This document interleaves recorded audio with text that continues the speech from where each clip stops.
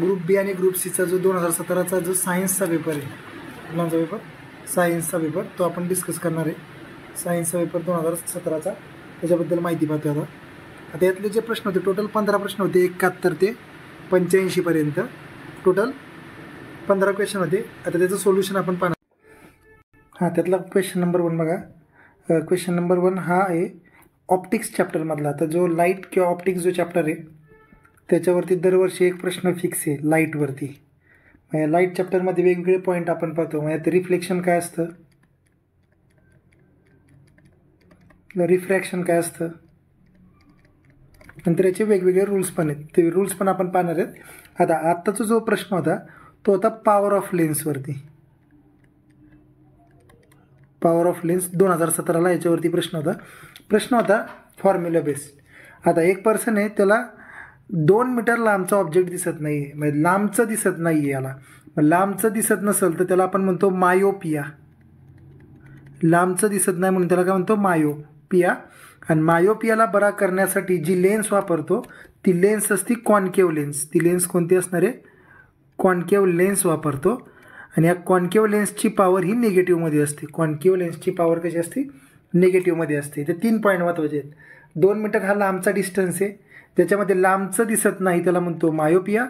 Myopia बरा करण्यासाठी concave lens वापरतात आणि कॉन्केव्ह लेन्सची पॉवर ही निगेटिव्ह असते। म्हणजे इथं आन्सर जे असणार आहे ते निगेटिव्हमध्ये असणार आहे।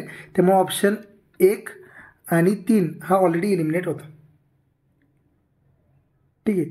आता इथं आपल्याला एक फॉर्म्युला आहे, जो पॉवर ऑफ लेन्सचा जो फॉर्म्युला आहे तो लक्षात ठेवायचा आहे। Power of lens is equal to 1/f। आणि इथे एफची व्हॅल्यू दिली 2, मग इथे काय नाही 1/2, याचं उत्तर येते 0.5। आणि कॉन्केव्ह लेन्स असल्यामुळे पॉवर कशी आहे, चिन्ह कुठलं येणार आहे? निगेटिव्ह। मग इथं काय नाही -0.5 हे त्याचा आन्सर येणार आहे। -0.5 हे आन्सर आहे कशाचं? क्वेश्चन नंबर 1चं। पॉवर ऑफ लेन्सवरती क्वेश्चन होता। मग इथं अजून एक पॉईंट बघितला आपण, मायोपिया। मायोपियामध्ये काय? लांबचं दिसत नाही, जवळचं दिसतं। आणि मायोपिया बरा करण्यासाठी कोणती लेन्स वापरतात? कॉन्केव्ह लेन्स वापरतात। आणि चिन्ह कोणतं आहे? निगेटिव्ह। त्या पॉवर कशी असते त्याची? निगेटिव्ह पॉवर असते। हा झाला क्वेश्चन नंबर 1। आता याच्यामध्ये आपण असंही म्हणू शकतो, जर एखाद्या पर्सनला जवळचं दिसत नसेल, कुठलं दिसत नसेल? जवळचं। इथं काय म्हणलं? लांबचं दिसत नाही। 2 मीटर हा मोठा डिस्टन्स लक्षात ठेवायचं आहे। जर एखाद्या पर्टिक्युलर पर्सनला जवळचं दिसत नसेल तर त्याला म्हणतो आपण हायपरमेट्रोपिया। आणि त्याच्यासाठी कोणती लेन्स वापरणार? इथं कॉन्केव्ह, तिथं काय येणार आहे? कॉन्व्हेक्स लेन्स वापरतात।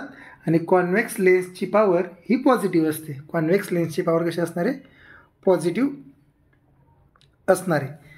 हा झाला क्वेश्चन नंबर 1। नेक्स्ट क्वेश्चन होता 72 नंबर्सचा। याच्यामध्ये आयसोबार म्हणजे काय विचारले? काय विचारलेले आहे? आयसोबार्स म्हणजे काय? आता 3 महत्त्वाच्या टर्म इथं लक्षात ठेवायच्या, आयसोबार, आयसोटोप्स आणि आयसोटोन्स। पहिलं येतं आयसोबार्स। आता आयसोबार म्हणजे काय बघा। आयसोबार, सॉरी एक मिनटं, आपण 3 टर्मपर्यंत शिकू काय आहेत त्या। पहिलं येतं आयसोटोप्स। पहिली टर्म येणार आहे आयसोटोप्स। आयसोटोप्स म्हणजे काय? असे एलिमेंट्स ज्यांच्यामध्ये ॲटॉमिक नंबर सेम असतो। ॲटॉमिक नंबर काय असतो?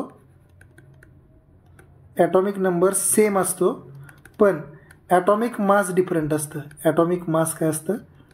Different. Atomic number same, atomic mass different, त्याला म्हणतो आपण आयसोटोप्स। आयसोबार्स त्याच्या अपोजिट आहे। आयसोबार्समध्ये ॲटॉमिक मास ॲटॉमिक मास हे सेम असतं। मास काय असणार आहे? सेम। आणि ॲटॉमिक नंबर डिफरंट असणार आहे। Atomic number is different. Atomic number is different. आणि थर्ड आहे आयसोटोन्स। आयसोटोन्समध्ये नंबर ऑफ न्यूट्रॉन्सचा नंबर इक्वल असतो। न्यूट्रॉन्स आर इक्वल 2 डिफरंट एलिमेंटमध्ये जर सेम नंबर ऑफ न्यूट्रॉन असतील तर।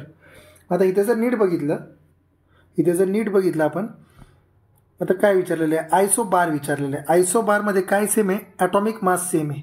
ॲटॉमिक मास काय आहे, सेम. आता इथे नीट बघा, the number of proton in the both atoms are same, the number of neutron in the both atoms are same, sum of the proton and neutron is same. आता what is atomic mass महत्त्वाचं. Atomic mass म्हणजे काय, atomic mass म्हणजे number of neutron plus number of proton हे असतं atomic mass. Number of neutron plus number of proton म्हणजे असतं atomic मास. मग इथं लक्षात ठेवायचं, इथं एन आणि पी यांचा जो दोघांचा जो नंबर आहे तो काय असणार आहे, सेम असणार आहे. मग इथं आन्सर काय येणार आहे, 3 नंबरचा आन्सर येणार आहे. आता जो नेक्स्ट क्वेश्चन आहे 73 नंबरचा क्वेश्चन. या 73 नंबरच्या क्वेश्चनमध्ये जर नीट बघितलं तर इथं काय म्हटलेलं आहे, इथे म्हटलेलं आहे the order of from the metal electric conductivity increases in order of. Increase होते म्हणजे काय, मॅक्झिमम कुणाची आहे ते विचारलं आहे. इन्क्रीज होते म्हणजे काय, मॅक्झिमम कुणाची आहे ते विचारलेलं आहे. मग what is electric conductivity. Electric conductivity म्हणजे काय आहे, करंट कॅरी करण्याची कपॅसिटी.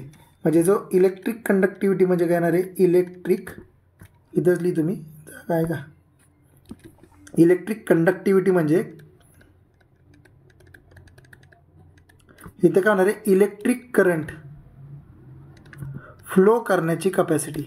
मग लक्षात ठेवायचं, आपण स्टेट बोर्डच्या पुस्तकामध्ये पण आहे, जी इलेक्ट्रिक कंडक्टिव्हिटी आहे ती मॅक्झिमम कुणाची आणि मिनिमम कुणाची आहे त्याची ऑर्डर लक्षात ठेवायची.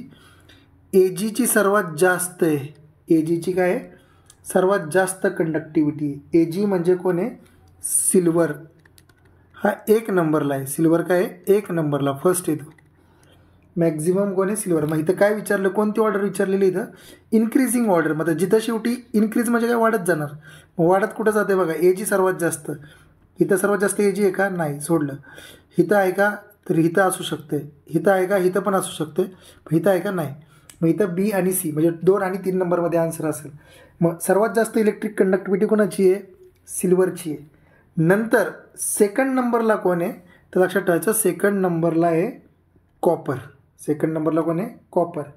थर्ड नंबरला कोण आहे, गोल्ड. आणि 4 नंबरला कोण आहे, ॲल्युमिनियम.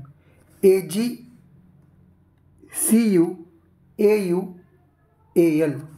मग इथं कंडक्टिव्हिटीची ऑर्डर काय येणार आहे, पहिल्यांदा सर्वात टॉपला कोण आहे, एजी, नंतर येणारे CU, नंतर येणारे AU, नंतर येणारे AL. हे अशी वाढत जाणार आहे. मग वाढत जात असताना मग सर्वात आधी कोण पाहिजे, AL, नंतर CU, नंतर AG. AL, CU, AG असं आहे का ऑप्शन, आहे. म्हणजे याचं उत्तर काय येणार आहे, 2 नंबर. याचा आन्सर काय येणार आहे, 2. इलेक्ट्रिक कंडक्टिव्हिटीवरती प्रश्न विचारला होता. मग पहिला क्वेश्चन इथं जर नीट बघितलं तर लाईटवरती आहे. म्हणजे ग्रुप बीचा पेपर बघत असताना क्वेश्चन नंबर 1 काय आहे, पॉवर ऑफ लेन्सवरती. क्वेश्चन नंबर 2 कशावरती आहे, आयसोबारवरती आहे. क्वेश्चन नंबर 3 कशावरती आहे, कारण की आपल्याला ते ट्रॅक करता आलं पाहिजे, इलेक्ट्रिक कंडक्टिव्हिटीवरती आहे. आता क्वेश्चन नंबर 4 पाहतोय आपण. क्वेश्चन नंबर 4, मिनेमाटा रोग. हा जो मिनेमाटा जो आजार आहे त्या मिनेमाटा आजारासाठी कोणता पोल्युटंट रिस्पॉन्सिबल आहे. इथं फक्त एक शब्द लक्षात ठेवायचा होता, मर्क्युरी. मिनेमाटा हा जो आजार आहे तो मर्क्युरीमुळे होतो. मिनेमाटा आजार कशामुळे होणार आहे, मर्क्युरीच्या पॉयझनिंगमुळे तो होणार आहे. आता मिनेमाटा हा जो डिसीज आहे तो ज्याच्यामुळे त्याचं पॉयझनिंग होते त्याचं नाव लक्षात ठेवायचं. काय त्याचं नाव आहे, मिनेमाटा हा जो आहे तो होतो आहे मर्क्युरी पॉयझनिंगमुळं. मर्क्युरी पॉयझनिंगमुळं. आता याच्यात काही ॲडिशन आहे. अजून एक डिसीज आहे, इटाई डिसीज. इटाई डिसीज हा डिसीज जापानमध्ये हा होतो कॅडमियम पॉयझनिंगमुळं. कॅडमियम पॉयझनिंगमुळे कोणता होतो, इटाई डिसीज होतो. नंतर अजून एक नाव आहे विल्सन्स डिसीज. हा जो विल्सन डिसीज आहे हा होणार आहे कॉपरमुळं. कॉपर पोल्युशनमुळं, इंडस्ट्रियल पोल्युशनमुळे होतो विल्सन डिसीज. याच्यामध्ये कोण आहे, कॉपर रिस्पॉन्सिबल आहे. याच्यामध्ये लिव्हर आणि ब्रेन डॅमेज होणार आहे. कोण डॅमेज होणार आहे, लिव्हर आणि ब्रेन डॅमेज होणार आहे. नंतर अजून एक आहे प्लम्बिझम, हा होणार आहे लीड पॉयझनिंगमुळं.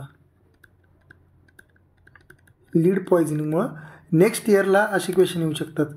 इटाई डिसीज कॅडमियममुळं, विल्सन डिसीज कॉपरमुळं, प्लम्बिझम लीड पॉयझनिंगमुळं, आणि हा जो मिनेमाटा आजार आहे हा कशामुळे झालेला आहे, मर्क्युरीमुळे झालेला आहे. कशामुळे झालेला आहे, मर्क्युरीमुळे. लक्षात ठेवायचं. याचं उत्तर काय आहे, 1. याचा आन्सर काय असणार आहे, 1 आन्सर असणार आहे IMP. नेक्स्ट आहे 75 नंबरचा क्वेश्चन. 75 नंबरचा क्वेश्चन ह्याच्यामध्ये जर नीट बघितलं, रीडिंग केलं तर, the liquid state of the H2O and the gaseous state of the H2S, H2SE आणि H2TE at room temperature due to, हे कशामुळे.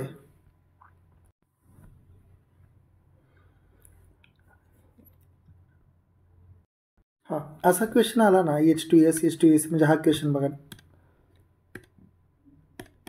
इथं रिस्पॉन्सिबल काय काय आहेत, कोणते कोणते बॅक्टेरिया, याचं कारण असं विचारलं ना तर तिन्ही आन्सर करेक्ट आहेत देऊन टाकायचे डायरेक्ट.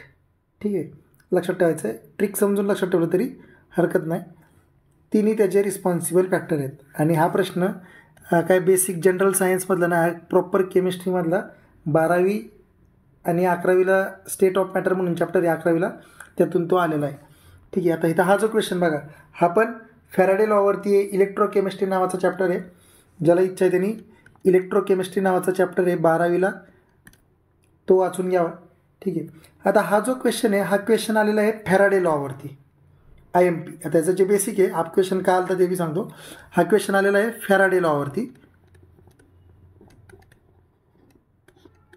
आता फॅराडे लॉ काय सांगतो बघा. फॅराडे लॉ जो आहे तो number of moles of metal deposited, moles of the metal deposited, म्हणजे ज्यावेळेस एखाद्या सोल्युशनमधून आपण करंट पास करू त्यावेळेस त्या मेटलच्या रॉडवरती, त्या इलेक्ट्रोडवरती मेटलचं डिपॉझिशन होतं. त्या इलेक्ट्रोडवरती काय होणार आहे, मेटलचं डिपॉझिशन. आणि याचा एक लॉ आहे, त्या लॉला म्हणतो आपण फॅराडे लॉ. हा फॅराडे लॉ काय सांगतो, हा फॅराडे लॉ सांगतो number of moles of metal deposited is directly proportional to the current and time. आणि टाईम. लक्षात ठेवायचं, directly proportional to the current आणि टाईम. मग नंबर ऑफ मोल्स आणि करंट हे डायरेक्टली प्रोपोर्शनल आहेत. ठीक आहे, कसे आहेत ते डायरेक्टली प्रोपोर्शनल. माझं इथं काय दिलेलं आहे, मग हा जो डिपॉझिट झालेला आहे तो डिपॉझिट काय होतं, इक्वली होते बघा. 1 मोल 1 मोल आणि 1 मोल, म्हणजे नंबर ऑफ मोल्स काय आहेत, सेम. तिघांसाठी टाईम पण काय आहे, सेम. मग करंट पण काय येणार आहे, सेम. म्हणजे काय देऊन त्याला नंबर ऑफ मोल्स डिपॉझिट काय होणार बघा. 1 ॲम्पियर करंट, म्हणजे हा जो करंट जो पास केलेला आहे I, त्याची व्हॅल्यू तिघांसाठी पण सेम ठेवलेली आहे. याच्यासाठी आणि याच्यासाठी तिघांसाठी सेम ठेवलेली आहे. त्यामुळं करंटची टाईम पण, टीची व्हॅल्यू पण तिघांसाठी पण काय ठेवलेली आहे, सेम ठेवलेली आहे तिघांसाठी पण. त्यामुळं नंबर ऑफ मोल्स पण काय येणार आहेत, तिघांसाठी पण सेम येणार आहेत. तिघांसाठी सेम येणार आहेत. हा प्रश्न थोडासा टफ होता. ज्याचं बेसिक सायन्स नाही आहे बॅकग्राऊंड, त्याला हा सुटलाच नसता. फॅराडे लॉ त्यासाठी रिस्पॉन्सिबल आहे. आयची व्हॅल्यू सेम आहे इथं. आय तिन्हीसाठी सेम आहे. टाईम तिन्हीसाठी सेम आहे. तर येणे पण सगळ्यांसाठी काय येणार आहे, सेम येणार आहे. नेक्स्ट पॉईंट ॲनिमल किंगडममधला आहे हा पॉईंट. ॲनिमल किंगडममधून ॲनिमल किंगडममध्ये जर बघितलं, the in a super order teleostei, हे काय कुणालाच आलं नसतं. The animals commonly called as the flying fish. Flying fish कुणाला म्हणतो, हा प्रश्न पेपरला येऊ शकतो. म्हणजे नाही का, फ्लाइंग फिश. तर लक्षात ठेवायचं, हा जो एक्झोकॉयटस आहे त्याला म्हणतात फ्लाइंग फिश. हा जो हिप्पोकॅम्पस आहे याला म्हणतात सी हॉर्स. हिप्पोकॅम्पसला म्हणतात सी हॉर्स. आणि फ्लाइंग फिश कुणाला म्हणतात, एक्झोकॉयटसला. कुणाला म्हणतात, एक्झोकॉयटसला काय म्हणतात, फ्लाइंग फिश. लक्षात ठेवायचं, हे पण पेपरला येऊ शकतं. आता इथं काही फिशची नावं पण लक्षात ठेवायची. आता 2-3 नावं लक्षात ठेवायची. आता फ्लाइंग फिश म्हणजे कोण आहे? एक्झोकोइटस. हे येतात ऑस्टिक थाईजमध्ये. ऑस्टिक थाईज म्हणजे काय? Bony fish. हे कशामध्ये येणार आहेत? ऑस्टिक थाईजमध्ये. हे कोण आहेत? Bony fish. ऑस्टिक थाईजलाच काय म्हणतो आपण? बोनी फिश म्हणतो. लक्षात ठेवायचं. आता काही फिशची नावं आहेत, ती नावं लक्षात ठेवायची. तर पहिलं नाव लक्षात ठेवायचे आहेत, जे सोपे सोपे आहेत ते सांगतो मी. पहिले नाव लक्षात ठेवायचं टायगर फिश.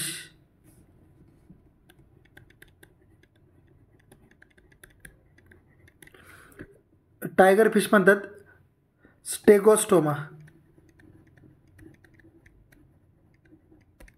स्टेगोस्टोमाला काय म्हणतात? Tiger fish. NCERTनुसार जर बघितलं फक्त NCERTमध्ये. नंतर आहे लंग फिश. त्याला म्हणतात प्रोटोप्टेरस. प्रोटोप्टेरस. ठीक आहे. अजून एक आहे गोल्ड फिश. गोल्ड फिश याला म्हणतात कॅरॅसियस. कॅरॅसियस. ठीक आहे.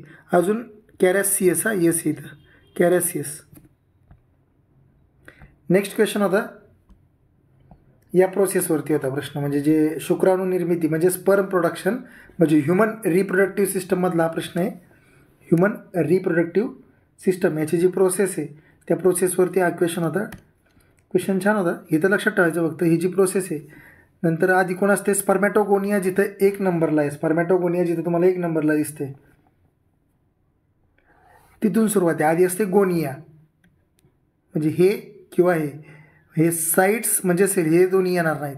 स्पर्मॅटोगोनियामध्ये असतात स्पर्मॅटोसाइट्स. स्पर्मॅटोसाइट्सपासून स्पर्म नाही बनत, आधी स्पर्मॅटिड बनतो. आधी काय बनतो?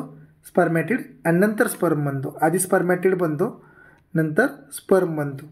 मग इथं जी प्रोसेस आहे इथं म्हणजे जे स्पर्मॅटोजेनेसिस जे होतं ते स्पर्मॅटोजेनेसिसची पूर्ण प्रोसेस माहिती पाहिजे.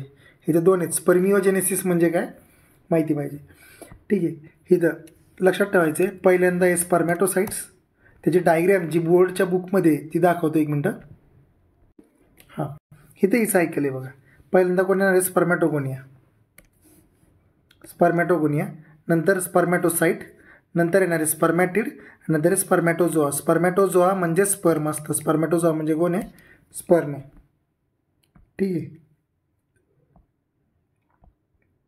आता डॉट डॉट प्राणी वर्गातील म्हणजे member of the class Annelida are hermaphrodite. ॲनलिडामध्ये हर्मॅफ्रोडाईट कोण आहे असा प्रश्न होता. NCERTमध्ये लाईन टू लाईन आहे. नेक्स्ट क्वेश्चन आहे 79 नंबरचा क्वेश्चन.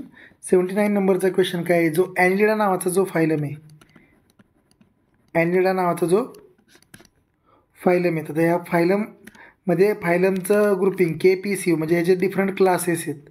ठीक आहे. त्यातला एक लक्षात ठेवायचं, याच्यामध्ये जे सेक्स ऑर्गन्स आहेत म्हणजे फॉर एक्झाम्पल ही ॲनलिडाची बॉडी आहे. जर समजा याच्यावरती एका बॉडीवरती एक ऑर्गन असेल, एक सेक्स ऑर्गन असेल, 1 सेक्स ऑर्गन असतील तर त्याला म्हणतो आपण युनिसेक्शुअल. आणि त्या युनिसेक्शुअलमध्ये एक एक्झाम्पल लक्षात ठेवायचं आहे नेरिस.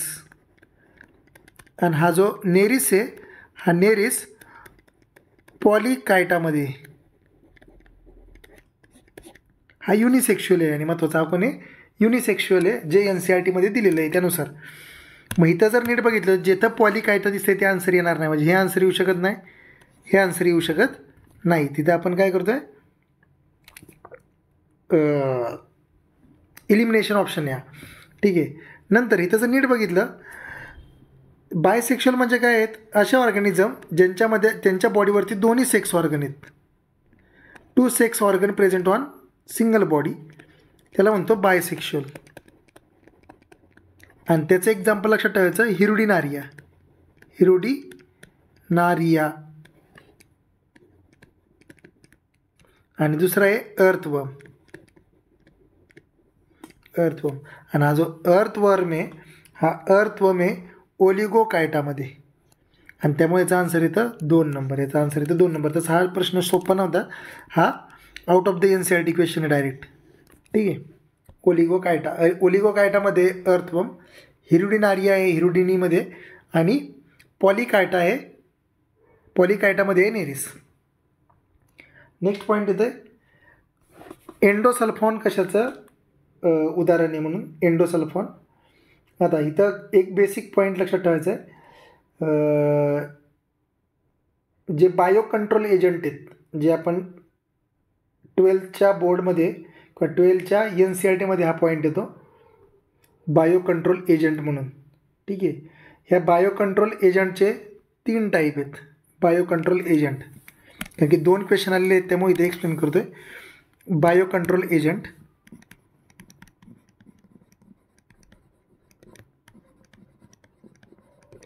आता पहिला येतोय फंगीसाईड. फंगीसाईड म्हणजे काय? फंगीसाईड म्हणजे काय? जे फंगसला किल करतं, जे फंगसला काय करतं? किल करतं. नंतर दुसरं आहे इन्सेक्टिसाईड. इन्सेक्टिसाईडचं काम काय आहे? इन्सेक्टिसाईड याचं काम काय आहे? इन्सेक्टला किल करणं. आणि नंतर कोण आहे? हर्बिसाईड. हर्बिसाईडचं काम काय आहे? हर्बिसाईडचं काय आहे? हर्बला, जे छोटे छोटे झुडपं आहेत, झाडं आहेत, त्यांना किल करणं. हे 3 प्रकारचे बायो कंट्रोल एजंट आहेत. आणि NCERTनुसार आता याच्यावरती नेक्स्ट इयरला क्वेश्चन येऊ शकतो. हे जे फंगीसाईड आहे या फंगीसाईडचे एक्झाम्पल लक्षात ठेवायचे. जे फंगीला किल करतं ते फंगीसाईड. याचं एक्झाम्पल लक्षात ठेवायचं बॉर्डेक्स मिक्सचर.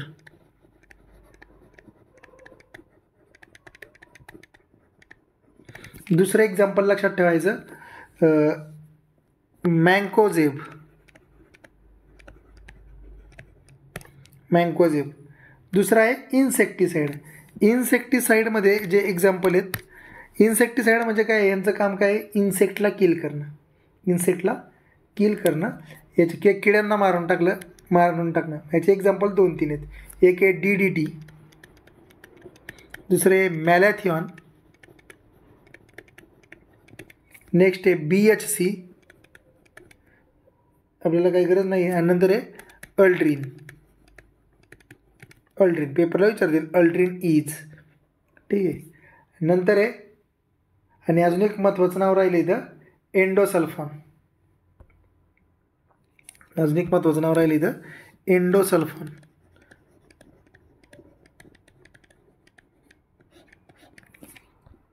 नंतर आहे हर्बिसाईड. हर्बिसाईड काय? छोट्या छोट्या झाडांना किल करणार आहे. आणि त्याचं एक्झाम्पल लक्षात ठेवायचं 2,4-D. 2,4-D केमिस्ट्रीच्या पुस्तकामध्ये नाव आहे, केमिस्ट्रीच्या पुस्तकामध्ये नाव आहे. नंतर अजून आहे ॲट्रॅझिन. ॲट्रॅझिन जर बोर्डला आलं, सॉरी नेक्स्ट क्वेश्चन पेपरला वगैरे आलं तर आलं पाहिजे. नंतर ग्लायफोसेट. ही नावं 2 पेपरला प्रश्न आहेत. आता इथं काय म्हणलं? एंडोसल्फॉन कोण आहे? एंडोसल्फान हे इन्सेक्टिसाईड आहे. एंडोसल्फान कोण आहे? इन्सेक्टिसाईड. आणि इथं 2,4-D. 2,4-D कोण आहे? इथं लिहिलं आपण हर्बिसाईड आहे का? 2,4-D हर्बिसाईड किंवा विडीसाईड म्हटलं तरी चालते. तणनाशक, झाडांना किल करणार. इथं झाड दुसरं कोण दिसतंय का? फंगी नाही, पॅरासाईट नाही, व्हायरल नाही. मग हे कोण आहे? वीड्स. म्हणजे 82चं किती येणार? उत्तर 3. आणि 80चं किती आलं? 4. आता इथं बघायचं नेचे फन्स, म्हणजे ज्यावेळेस प्लांट क्लासिफिकेशन पाहू आपण.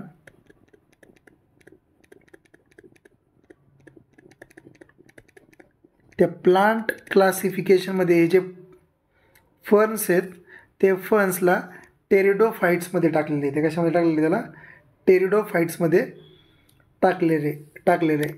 आणि हा जो ब्रायोफाईट्स आहे, या ब्रायोफायटाचे 2 ग्रुप आहेत. एक आहे लिव्हरवर्ट्स आणि दुसरा आहे मॉस.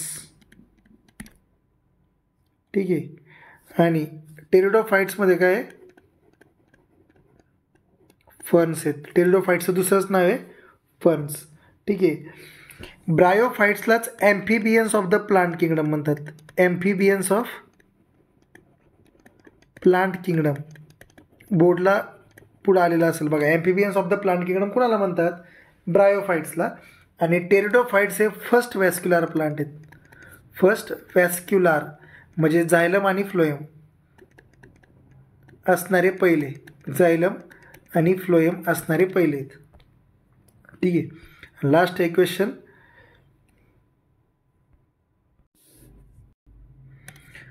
बाईल ज्यूस कोण तयार करतं? सोपा प्रश्न होता. लिव्हर तयार करतो. इथं काय बारका मुलगा पण कोणी उठून सांगत. आणि इथं हा तर हा क्वेश्चन थोडासा टफच म्हणूयात, कारण की हा क्वेश्चन NCERTमध्ये कुठंच नाही आहे. ट्रेंच फिवर नावाचा जो आजार आहे हा पहिल्या महायुद्धाच्या काळात झालेला होता. हा कोणत्या बॅक्टेरियामुळं किंवा कोणता एजंटमुळं झाला तर त्याचं नाव इकोलाय वगैरे येतं नॉर्मली, ह्याच्यामुळं होत नाही. नंतर ही तिन्ही नावं इरिलेवंट नाव होती. फक्त एक नाव लक्षात होतं, बार्टोनेला क्विंटाना, हे नाव लक्षात ठेवायचं. हिस्ट्रीच्या बुकमध्ये याचं उत्तर खरं तर वर्ल्ड वॉरमध्ये त्यावेळेस हा आजार पसरला होता. मग अशा पद्धतीने आपले ॲनालिसिस झालेले आहे हा पेपर. या पेपरमध्ये सोपे क्वेश्चन जर बघितले नीट, सोपे क्वेश्चन, तर सोपे क्वेश्चन कोणते आहेत त्याचं जर ग्रेडिंग करायचं म्हणलं, जो सुटलाच पाहिजे तो पहिला हा क्वेश्चन लिव्हरवाला 1 नंबर. इझी क्वेश्चन या. इझी नंबर ऑफ क्वेश्चन कोणते आहेत? 85 नंबरचा क्वेश्चन इझी आहे. नंतर सिरम इन्स्टिट्यूट जे करंटमध्ये होतं बघा, ते कोणतं वॅक्सिन बनवते इझिली लक्षात ठेवायचं. हिपॅटायटिस बीची लस त्यांनी बनवलेली आहे. कशाची बनवलेली आहे? हिपॅटायटिस बी. हा क्वेश्चन टफमध्ये बघू आपण. हा फर्स्टचा क्वेश्चन सोपा होता 2 नंबरचा. हा एंडोसल्फॉन आणि 2,4-Dचा क्वेश्चन पण इझी होता, फक्त माहिती पाहिजे होतं, बेसिक इन्फॉर्मेशन. नंतर 70 नंबरचा नाही, हा क्वेश्चन ह्युमन रिप्रोडक्टिव्ह सिस्टममधला आहे, आपण सोपा होता. म्हणजे क्वेश्चन नंबर 85, 82, 81, 80 4 क्वेश्चन झाले. हा 5वा क्वेश्चन 78वाला, फ्लाइंग फिश कुणाला म्हणतात? डायरेक्ट पुस्तकात आहे. हा पण क्वेश्चन इझीच होता 7 नंबरचा. नंतर हा 71 सोप्पा आहे, 72 सोप्पा आहे, 7, 8, 9 आणि हा 10वा आणि 11वा. म्हणजे जवळजवळ सायन्सचा पेपर जर नीट पाहिला तर पेपरला आलं काय काय होतं 2017ला. पॉवर ऑफ लेन्सवरती होता, आयसोबार होता, इलेक्ट्रिक कंडक्टिव्हिटीवरती होता, डिसीजवरती क्वेश्चन होता, मेटल पॉयझनिंगच्या. नंतर केमिस्ट्रीचा क्वेश्चन होता, टफ होता, तो जाऊ द्या, तो टफ आहे त्याच्याबद्दल त्याला काही मेन्शन करायची गरज नाही, परत क्वेश्चन असे येत नाहीत. पण इलेक्ट्रोकेमिस्ट्रीमधला क्वेश्चन होता फॅराडे लॉवरती, फॅराडे लॉवरती क्वेश्चन होता. नेक्स्ट आहे बायोचे क्वेश्चन 77पासून ते 85पर्यंत, म्हणजे 8 प्रश्न बायोचे होते, 8 ते 9 प्रश्न. तर ते सगळे प्रश्न त्यातले ॲनिमल किंगडमवरती 2 क्वेश्चन होते, एक सोपा होता, एक अवघड होता. प्लांट किंगडमवरती 1 क्वेश्चन होता. इन्सेक्टिसाईड, फंगिसाईड यांच्या एक्झाम्पलवरती 2 क्वेश्चन होते. आणि ह्युमन फिजिओलॉजीवरती 2 क्वेश्चन होते, एक बाईलचा आणि दुसरा आहे रिप्रोडक्शनचा. 2 क्वेश्चन होते. हे झालं त्याचं ग्रेडिंग प्रॉपर, काय म्हणतो त्याला आपण, क्लासिफिकेशन 2017च्या पेपरचं. सोपे क्वेश्चन जवळजवळ 10+ क्वेश्चन इझी होते, आणि जे तेवढेच आपल्याला पाहिजेत, 10 क्वेश्चन काय पाहिजेत आपल्याला करेक्ट आलेले पाहिजेत. ठीक आहे.